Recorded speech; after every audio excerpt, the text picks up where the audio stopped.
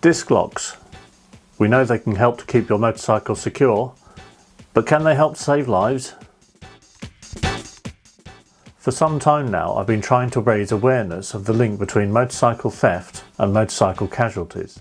So back in August, I was intrigued to see an initiative by DocBike where they were offering highly discounted disc locks for sale. It just makes sense. It turns out that the initiative was being funded by the Police and Crime Commissioner for Dorset, David Sidgwick. So I took the opportunity to meet up with the co-founder of DocBike, Dr. Ian Mew, and the Police and Crime Commissioner for Dorset to find out a little bit more about the thinking behind this initiative. I'm David Sidgwick. I'm the Police and Crime Commissioner for Dorset. I'm Dr. Ian Mew. I'm a consultant in anaesthetics and intensive care with Dorset and Somerset Air Ambulance, and I co-founded the DocBike charity. And I'm Colin Brown, Director of Campaigns and Political Engagement for the Motorcycle Action Group. I'm trying to get a bit of a background for how it all started.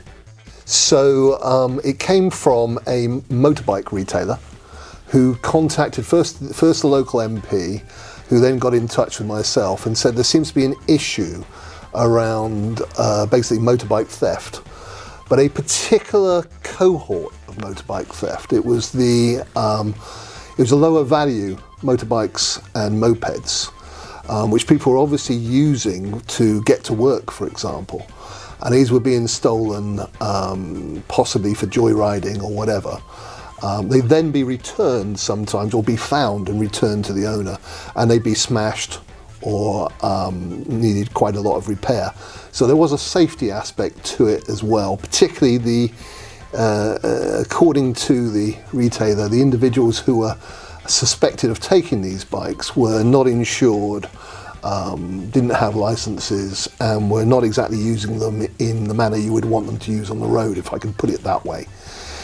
So knowing that, we then came away, and my team worked really hard actually to come up with a scheme where we could offer a way of protecting these motorbikes and scooters in order to basically help address this issue. And that's when we thought of Ian and DocBike, because DocBike is something I'm advocational for. Funny enough, it was the first thing that I was able to influence when I became Police and Crime Commissioner, was to get an extra bike for DocBike. And I've also given first aid kits, for example, in order to help with the work. And Ian said, yes, we're able to help. So I think it's now over to Ian to say how you... And it's really interesting because DocBike was set up because, going on to people on the air ambulance, we recognised that motorcyclists are really difficult to resuscitate because they're not in a steel cage with seatbelt tensioners and airbags. So your help in allowing us to run with DocBike in the county has been fantastic, and the fatalities have reduced by our being able to do so by quite a significant amount, by about 50%. But one of the things that we've been seeing more recently is deaths associated with stolen motorcycles. So when you came through the Strategic Road Safety Partnership saying we need someone to give us a hand with stopping bikes being stolen, it was music to our ears, because that by inference will help us to reduce the number of people being killed on the roads, as well as preventing motorcycles from being stolen. So you coming to us and saying, here's a big check, go out and find a lock that will work, that will be very well received, and make it available to the motorcyclists. With the work that we've been doing, we've already got nearly 2,000 motorcyclists on our books who are happy for us to engage with them and the social media platforms. And as you know, the first 250 locks sold within 12 hours, and the second 250 locks actually crashed the website because the demand was so high that you put out in response to people saying, you know, I missed the first wave, can we have a second? So it's been really interesting, and seeing where the locks have gone. I think that you'll find that the locks have gone to the areas where the greatest number of thefts have been occurring, so it's worked really well from that side of things. That's really good. Well, in that case, what we'll do is we will keep looking at it, and I'll look to do it again in the new year. I mean, that's brilliant. I think it's certainly something that the motorcycling community have appreciated. I think there's been a lot of demand from elsewhere in the country for other PCCs to do the same sort of thing as well. Well, that would be delightful, but I am very much about Dorset, Ian, I know so about that's you. what we need to do. But you're showing, I think you're setting an example to other people around the country in terms of this is something, this will work. If you think that the cost of a life is getting on for nearly £2 million. Now that doesn't include the heartache, the pain, the suffering of the families, the individuals. If someone's not killed, they have all the rehabilitation and unable to work. But actually the cost to society of a life, if someone's killed from a traumatic accident, is around the £2 million mark. I mean, the cost savings are phenomenal, and it just makes sense. The number of road closures are going to be reduced. The number of people that are harmed are going to be reduced. It just makes absolute sense for what I consider to be a relatively small outlay compared to me trying to put someone through intensive care for £3,000 a night and get them back on their feet. No, absolutely. And I think that for me is the most interesting factor, because I was looking at it as a crime prevention initiative. But you very clearly saw it as a road safety initiative. And the fact that those two actually come together and intersect, and we've done a good thing for the people of Dorset in that way. Yeah, it'll definitely come back next year. Brilliant. Oh, thank you for that.